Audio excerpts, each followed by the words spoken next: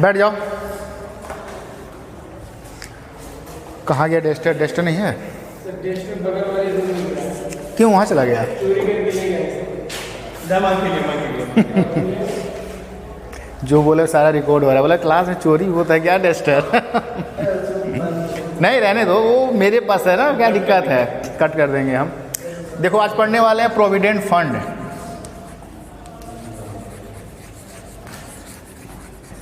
Provident fund, ठीक है।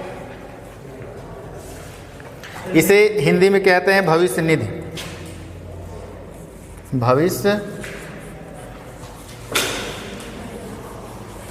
निधि।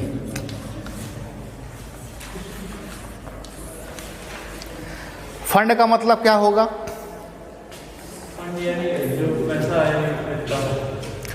जैसे हम कहीं पे काम कर रहे हैं, जैसे मैं यहाँ पे पढ़ा रहा हूँ ना, तो मुझे हर महीना सैलरी मिलता है, वेतन मिलता है। तो वेतन मिलेगा तो मेरा एक्चुअल में जितना वेतन है वो सारा वेतन मुझे नहीं मिलता है, उसका कुछ हिस्सा मेरे सैलरी में से काट के कहीं अलग जमा कर दिया जाता है। इसे शॉर्टकट में पीएफ कहते हैं। PF account. प्रोविडेंट मतलब भविष्य में, जैसे मान लो मेरा सैलरी है 18,000 रुपया, तो 18,000 रुपया मेरे सैलरी नहीं मिलते मुझे। कितने मिलेंगे? मान लीजिए कि 800 या 1,000 रुपया काट लिया जा रहा है, तो कितना मिला है? 17,000 मिला है। तो हर महीना मेरे सैलरी से 1,000 रुपया कट के जमा हो रहा है पीएफ अकाउंट में, प्रोविडेंट फंड अकाउंट में जमा हो रहा है। जब मैं रिटायर हो जाऊँगा, जब मेरा एज 60 साल हो जाएगा, उसके बाद मैं क्या कर जाता हूँ? रिटायर कर जाता हूँ। जब मैं रिटायर कर जाऊँगा उसके बाद क्या मैं काम कर पाऊँगा? जब काम नहीं कर पाऊँगा उसके बाद, तो मेरा उस समय जीवन कैसे बीतेगा? मुझे कौन मेरा पालन पोषण करेगा? मेरा कौन देखभाल करेगा? तो काफ़ी दिक्कत परेशानी हो जाता है ना।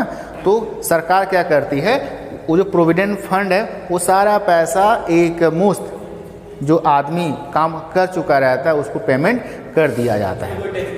कोई टैक्स नहीं। और ज़्यादा से ज़्यादा पैसा मिलता है, लगभग 20, 25, 30, मतलब जैसा आपके सैलरी से पैसा कटेगा उसी के हिसाब से आपको पैसा वह मिलेगा।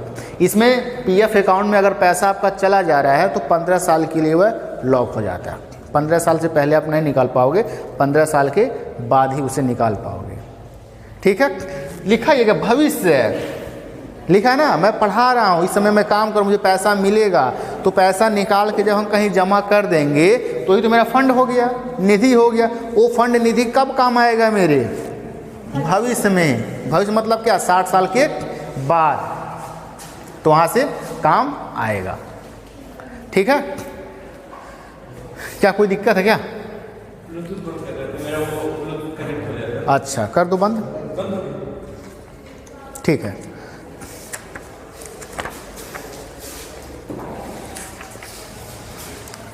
एक मैं भी स्टैंड लाऊंगा, हमेशा के लिए पड़ा रहेगा यहीं पर अपना।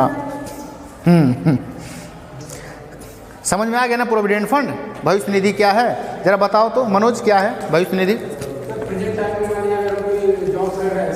उसमें से पीएफ अकाउंट में अगर हम 1,000-2,000 रुपये जमा करते हैं, हमने जमा करते हैं हमारी तरफ से, अगर हम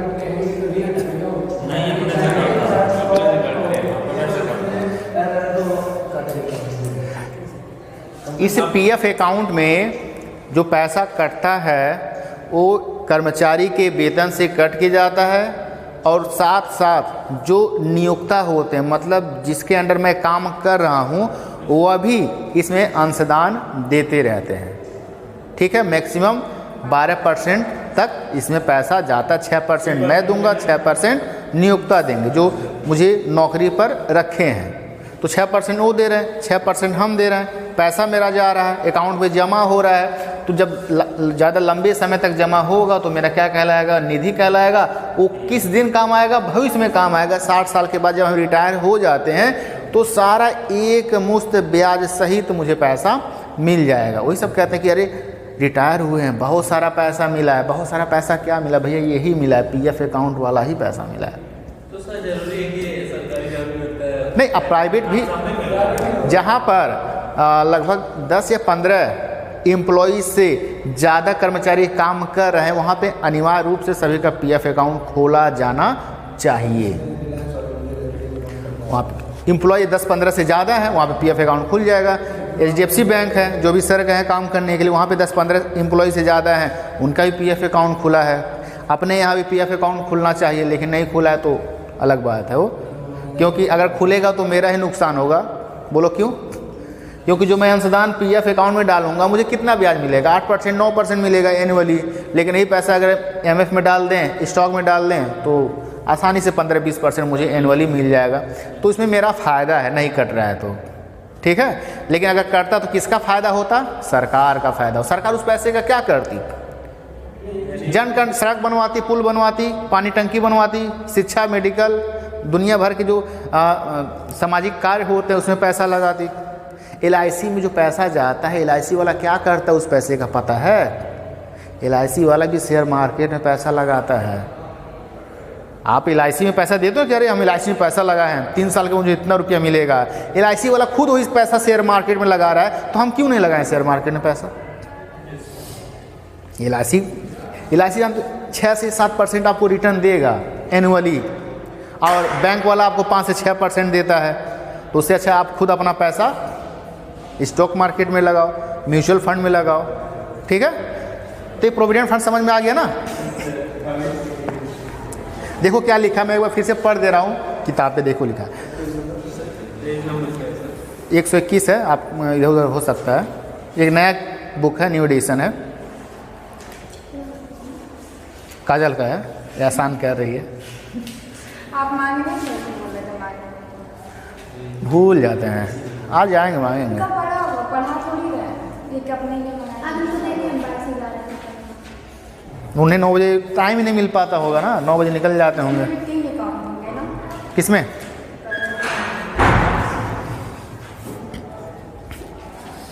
नहीं मिला?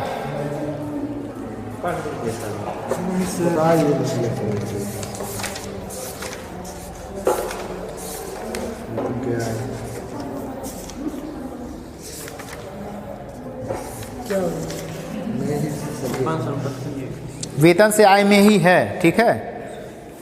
वेतन से आय के चैप्टर में ही है। प्रोविडेंट फंड कहीं लिखा होगा, पुरानी किताब में नहीं मिला। नहीं मिला?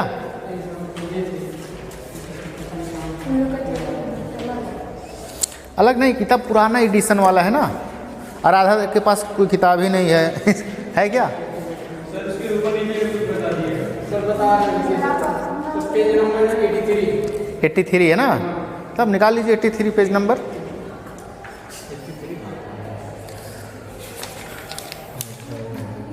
एक और 83 नया प्रोविडेंट फंड। देखो सेम वही है, नए वाले में भी वही है, पुराने वाले में भी। देखो क्या लिखा, मैं पढ़ रहा हूँ, सुनिएगा ध्यान से। देखिए, प्रोविडेंट शब्द का अर्थ भविष्य के लिए प्रबंध करना।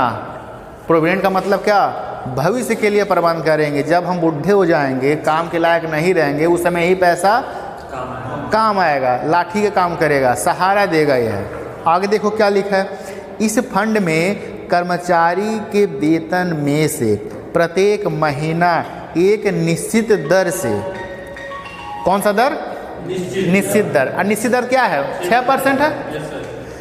एक निश्चित दर से रकम काट कर जमा कर दी जाती है। कहाँ जमा कर दी जाती है? हर व्यक्ति का एक अलग पीएफ अकाउंट रहता है, और ये जो पीएफ अकाउंट है आपका आधार कार्ड, पैन कार्ड से ही खुलता है, ठीक है। एक आदमी का 2 पीएफ अकाउंट हो ही नहीं सकता। जैसे एक आदमी का 2 पैन कार्ड नहीं हो सकता है, उसी तरीके से एक आदमी का 2 पीएफ अकाउंट भी नहीं होगा। एक आदमी एक ही पीएफ अकाउंट होगा, ठीक है।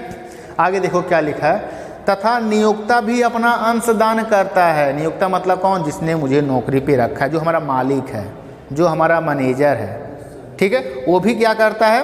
भविष्य निधि में पैसा डालता है। नहीं समझ में आ रहा? डायग्राम बना दे रहे हैं, शायद कुछ समझ में आ जाए। अब इसका जो मैनेजर है यह है, और इसके कर्मचारी यह है। तो यह यहाँ पे काम करता है, तो इससे क्या मिलेगा? सैलरी मिलेगा। तो सैलरी यह सारा ना दे के इसके सैलरी में से कुछ हिस्सा या काट के इसके नाम से अलग पीएफ अकाउंट खोल के 6% पैसा डाल देता है। सैलरी है 10,000, 10,000 का 6% कितना होगा? 600 काट के पीएफ अकाउंट में डाल देगा। अब इस आदमी का पीएफ अकाउंट कौन खुलवाता है? यही कंपनी वाला ही खुलवाता है। ठीक है। और ये जो कंपनी का मैनेजर है, यह भी इस आदमी के पीएफ अकाउंट में 6% कंट्रीब्यूट कर देता है। 6 से आपका कितना हो गया? 12% कंट्रीब्यूट हो गया। ठीक है। सरकार की हर क्वार्टर वाइज पीएफ अकाउंट पर जो ब्याज है वह चेंज होते रहता है कि कभी 7.9 रहेगा, कभी 8.3 रहेगा, कभी 8.6 रहेगा। ठीक है। हर क्वार्टर वाइज, क्वार्टर का मतलब 3 महीना, क्वार्टर का मतलब 3 महीना। क्वार्टर नहीं समझते हो? पौआ, आप कहोगे वो तो वाइन में कहते हैं पौआ। मतलब समझो कि जैसे 1 पाव दूध लेने जाते हो तो 1 लीटर का 1/4 होता है ना, सेम वही। मतलब 1 साल में कितने महीने होते हैं? 12। तो 12 महीने का 1/4 करोगे कितना होगा? 3 महीना होगा, इसलिए इसे कहते हैं क्वार्टर। ठीक है। क्वार्टर का मतलब क्यू का मतलब 3। ठीक है। और देखो इसमें क्या लिखा है, जब कोई कर्मचारी अपनी नौकरी से सेवानिवृत्त होता है, मतलब मैं इस काम को छोड़कर रिटायर हो रहा हूँ, उसके बाद तो उस समय वह इकट्ठी रकम ब्याज सहित उसको मिल जाती है। इस पीएफ अकाउंट में जो भी पैसा जमा है ब्याज सहित इस आदमी को रिटर्न मिल जाता है। कब? जब यह रिटायर करेगा तब, जब यह 60 साल का हो जाएगा तब।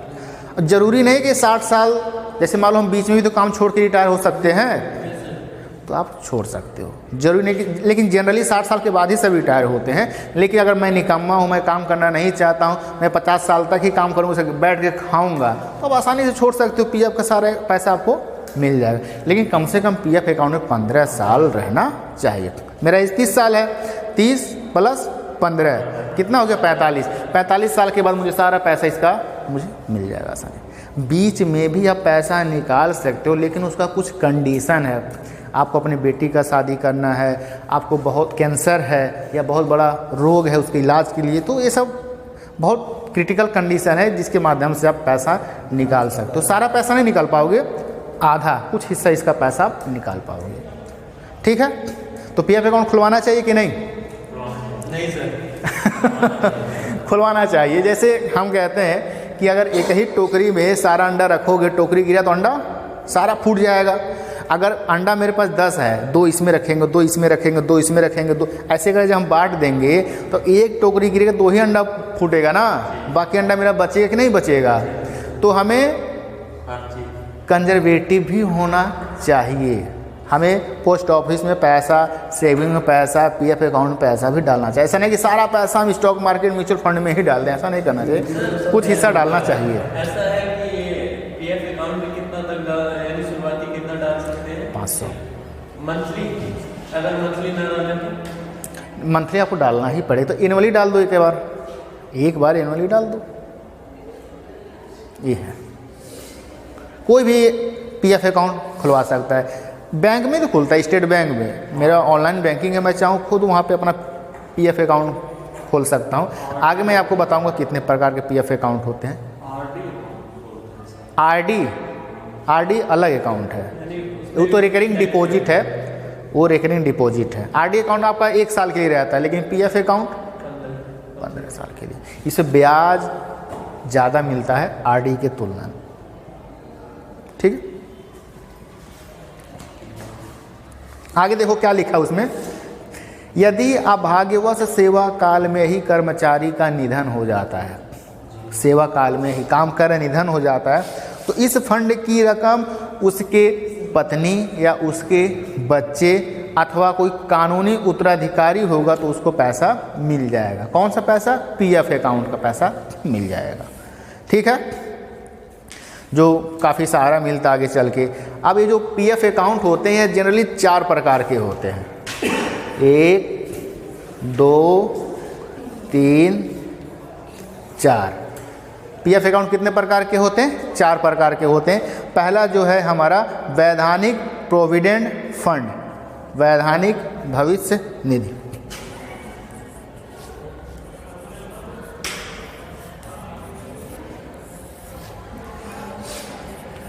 आप भविष्य निधि लिख लोगे, हम सिर्फ वैधानिक पीएफ लिख दे रहे हैं शॉर्टकट में समय बचाने के लिए। ठीक है। डेस्टर नहीं है, कैसे मिटाया जाए? ऑफिस लिख रहा जाओ ना। अच्छा चलो पढ़ लो, रहने दो, जब क्लास ऑफ हो जाएगा तो अपना फिर लिखा, समय बर्बाद करने से क्या फ़ायदा है। वैधानिक पीएफ मतलब भविष्य निधि या क्या कहते हैं प्रोविडेंट फंड, ठीक है। और दूसरा लिखिए प्रमाणित पीएफ, प्रमाणित पीएफ। प्रमाणित को कहते हैं रिकॉग्नाइज, हाँ रिकॉग्नाइज, प्रमाणित। एग्जाम में पूछता है काजल, 2014 में आया था, 2018 में आया था, ठीक है, और आगे भी आ सकता है, ठीक है, तो इसे हल्के में नहीं लेना है। तीसरा लिखिए अप्रमाणित पीएफ, अप्रमाणित पीएफ। और लास्ट चौथा लिखिएगा सार्वजनिक पीएफ, सार्वजनिक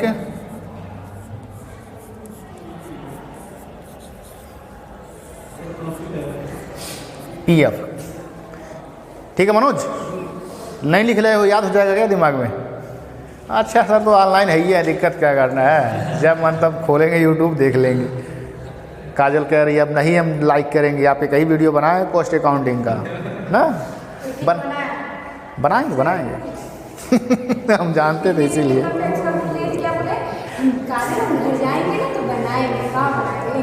घर पे आते मेरी बेटी मुझे बहुत परेशान करने लगती है, इसलिए बना नहीं पाते। चलो अगर आपसे कोई पूछेगा पीएफ अकाउंट कितने प्रकार के हो तो क्या बताओगे? 4। पहला क्या बताएंगे? वैधानिक भविष्य निधि। वैधानिक भविष्य निधि को इंग्लिश में क्या कहेंगे? Statutory provident fund. दूसरा है प्रमाणित भविष्य निधि, रिकॉग्नाइज प्रोविडेंट फंड। तीसरा अप्रमाणित भविष्य निधि, अनरिकॉग्नाइज प्रोविडेंट फंड। और जो चौथा है सार्वजनिक भविष्य निधि, पब्लिक प्रोविडेंट फंड। 4 प्रकार के होते हैं, याद हो जाएगा ना। पहला वैधानिक, इसका मतलब क्या? स्टैट्यूटरी मतलब लीगल, आपको 100% अकाउंट खोलना ही खोलना है। कौन खोलेगा अकाउंट? वैधानिक पीएफ अकाउंट कौन खोलेगा? देखो यहाँ पे जैसे कोई अगर गवर्नमेंट जॉब कर रहा है, सरकारी नौकरी कर रहा है, चाहे राज्य सरकार का हो चाहे केंद्र सरकार का हो, तो वह जो कर्मचारी है उनका जो पीएफ अकाउंट खुलेगा वह यही रहेगा, वैधानिक भविष्य निधि। हर हाल में उनका अकाउंट खुलना चाहिए, ठीक है। देखो लिखा है, यह वह प्रोविडेंट फंड है जो भारतीय प्रोविडेंट फंड अधिनियम 1925 द्वारा अनुमोदित है। साधारणतः यह फंड सरकारी अथवा अर्ध सरकारी कार्यालय में, स्थानीय निकायों में, विश्वविद्यालय में, मान्यता प्राप्त शिक्षण संस्थानों में, वैधानिक निगम, राष्ट्रीयकृत बैंक। राष्ट्रीयकृत बैंक मतलब क्या? नेशनलाइज बैंक, जैसे पंजाब नेशनल बैंक हो गया, इलाहाबाद बैंक हो गया, यूनियन बैंक हो गया, ये सब नेशनलाइज बैंक है, ठीक है, आदि में रखा जाता है। सरल भाषा में क्या कि जो सरकारी नौकरी कर रहे हैं, जो राज्य सरकार के अधीन सरकारी नौकरी कर रहे हैं, जो अर्ध सरकारी विश्वविद्यालय के कर्मचारी, मान्यता प्राप्त महाविद्यालय के कर्मचारी, उनका जो अकाउंट खुलना चाहिए वो वैधानिक भविष्य निधि कहलाएगा, स्टैट्यूटरी प्रोविडेंट फंड। अनिवार्य रूप से खोलना ही खोलना।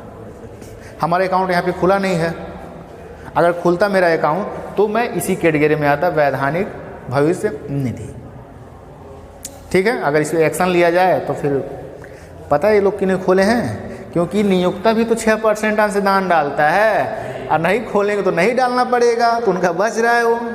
दिमाग देखो ना, है ना जसवंत, ये सब दिक्कत है। खुलता तो हमारे लिए भी अच्छा रहता, सैलरी से जो मेरा है वो कट के जाता पैसा, ठीक है 6% जा रहा है, जाने दीजिए, वो भी तो 6% देंगे।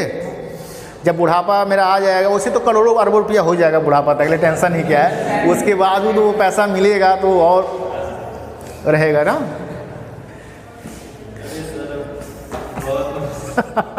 सरीफुल ने मुझे यूट्यूब भी सिखा दिया, वीडियो बनाना, उस पर भी बना रहे हैं, ये सब्सक्राइबर भी धीरे धीरे 3, 4, 5 करके बढ़ रहे हैं, वो भी धीरे धीरे प्रोग्रेस, साल 2 साल में मोनेटाइज तो हो ही जाएगा।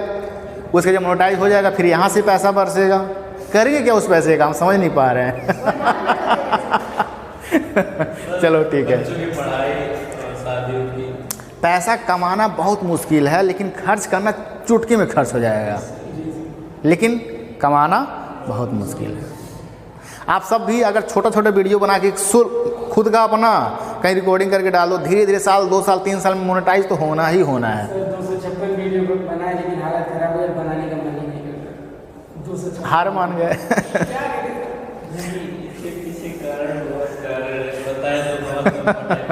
चलिए ठीक है, दूसरा देखिए, दूसरा क्या लिखा है, प्रमाणित प्रोविडेंट फंड, प्रमाणित रिकॉग्नाइज, ये क्या होता है, ध्यान से सुनिएगा। देखिए यह वह फंड है, फंड का मतलब क्या, हम बार बार फंड कह रहे हैं, फंड का मतलब कि जहाँ पे मुद्रा का समूह, पैसे का समूह, जहाँ पर अधिक मात्रा में पैसा है वही तो मेरा फंड है।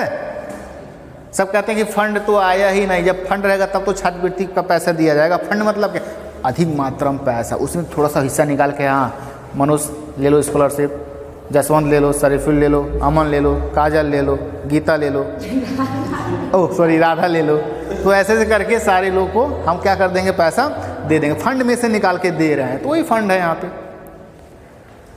क्या लिखा, यह वह फंड है जो आयकर मुख्य कमिश्नर, इनकम टैक्स कमिश्नर अथवा कमिश्नर द्वारा स्वीकृत होते हैं।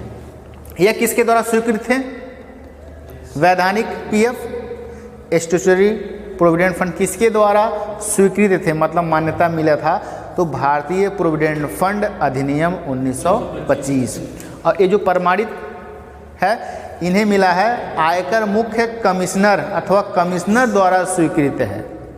ठीक है, देखो आगे क्या लिखा है, इसमें कर्मचारी प्रोविडेंट फंड एक्ट, कर्मचारी प्रोविडेंट फंड एक्ट 1952, देखो यह सब बात आपको याद नहीं रहेगा, मत याद करो, छोड़ दो, लेकिन जो मेन फंडामेंटल है अगर वो आपको पता है तो आपको एग्जाम में वही लिख देना है, उसके बाद एग्जामिनर खुश हो जाएगा, नंबर जरूर कुछ ना कुछ देगा। आप कहोगे सर सन नहीं याद रहेगा, कौन इसको रिकॉग्नाइज किया है, कौन इसको मान्यता दी है, तो मुझे याद नहीं रहेगा, छोड़ दो।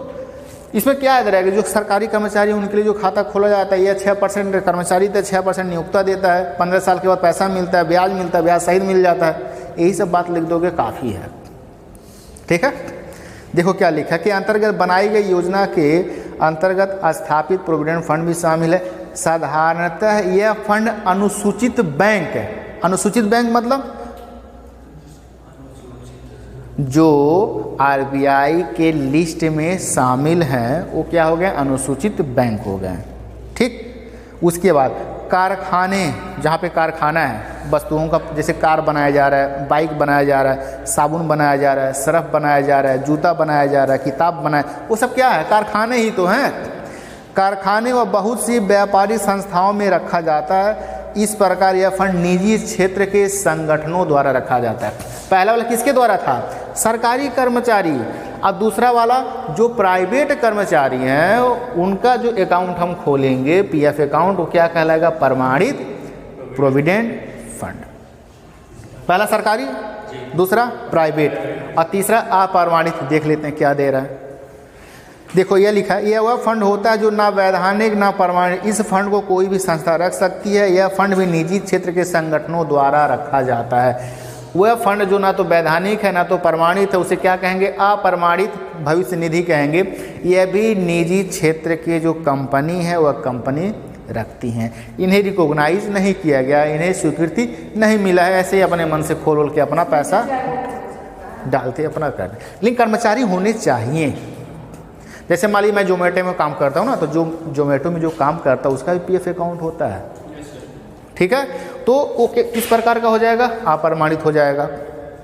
कैसा हो जाएगा, अप्रमाणित हो जाएगा। और लास्ट में जो चौथा है सार्वजनिक प्रोविडेंट फंड। सार्वजनिक मतलब आम जनता। तो हम लोग, ये आप सब भी अपना पीएफ अकाउंट खोल सकते हो। आप सब जो पीएफ अकाउंट खोलोगे वो इसी कैटेगरी में चला जाएगा, सार्वजनिक पीएफ अकाउंट। मैं यहाँ पे एम्प्लॉय हूँ, मेरा जो पीएफ अकाउंट खुलेगा वह इसमें चला जाएगा। अगर यही सपोज कोई पार्ले जी कंपनी है, बिस्किट बन रहा है, मैं वहाँ पे काम कर रहा हूँ, मेरा जो पीएफ अकाउंट खुलेगा प्रमाणित में चला जाएगा। हम चप्पल स्वदेशी चप्पल बनाने वाली कंपनी में काम कर रहे हैं, एम्प्लॉय हूँ, मेरा पीएफ अकाउंट खुल गया, अप्रमाणित में चला गया। हम निकम्मे हैं, बैठे हैं चुपचाप घर पे, कुछ नहीं कर रहे हैं, अपना पीएफ अकाउंट खोलेंगे, किस में चला जाएगा? सार्वजनिक पीएफ अकाउंट में चला जाएगा। आप भी अपना अकाउंट खोल सकते हो। देखो सार्वजनिक पब्लिक प्रोविडेंट फंड में देखो क्या लिखा है, इस फंड में आम जनता का प्रत्येक व्यक्ति आम जनता प्रत्येक व्यक्ति प्रति वित्तीय वर्ष में कम से कम 500, मतलब एक फाइनेंशियल ईयर में कम से कम 500 रुपये से लगाकर अधिकतम 1.5 लाख रुपए तक, पुराना है भैया, नया हम कह रहे हैं, ठीक है, अधिकतम कितना? 1.5 लाख रुपए तक जमा कर सकता है एक वित्तीय वर्ष में, एक फाइनेंशियल ईयर। 1 अप्रैल से 31 मार्च जो है वो मेरा फाइनेंशियल ईयर है, वित्तीय वर्ष है। तो इस डेट के बीच आप चाहे 500 रुपया जमा करो, चाहे 1.5 लाख जमा करो, स्वीकार है। आप कहोगे सर मेरे पास 2 लाख रुपया है, तब क्या करेंगे? आप वो भी जमा कर सकते हो, लेकिन जो 50,000 एक्स्ट्रा जमा कर रहे हो उसके ऊपर आपको टैक्स देना पड़ेगा, टैक्स देना पड़ेगा।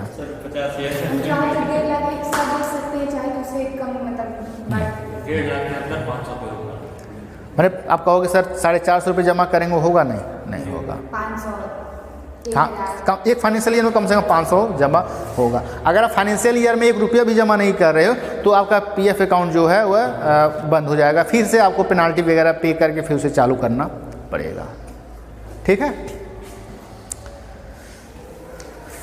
तो जो भविष्य निधि है ये भी मैंने आपको बताया कितने प्रकार के हैं, क्या क्या हैं, कौन सा खोलना हमारे लिए फ़ायदेमंद है, कौन कर्मचारी खोलेंगे, ये सभी यहाँ पे आपको मैंने बताने की कोशिश किया। अब इसमें क्या दिक्कत है ये ज़रा बताइए। हाँ, उसी में देखिए क्या लिखा है, पब्लिक प्रोविडेंट फंड में नीचे देखिए कुछ और लाइन लिखे हुए हैं, ज़रा उसे पढ़िए। नहीं, यहाँ पे जो यहाँ से पढ़ो, यह खाता एक व्यक्ति, यहाँ से पढ़ना है, यहाँ से लेकर पूरा यहाँ तक पढ़ो, और जहाँ नहीं समझ में आ रहा हमसे पूछो।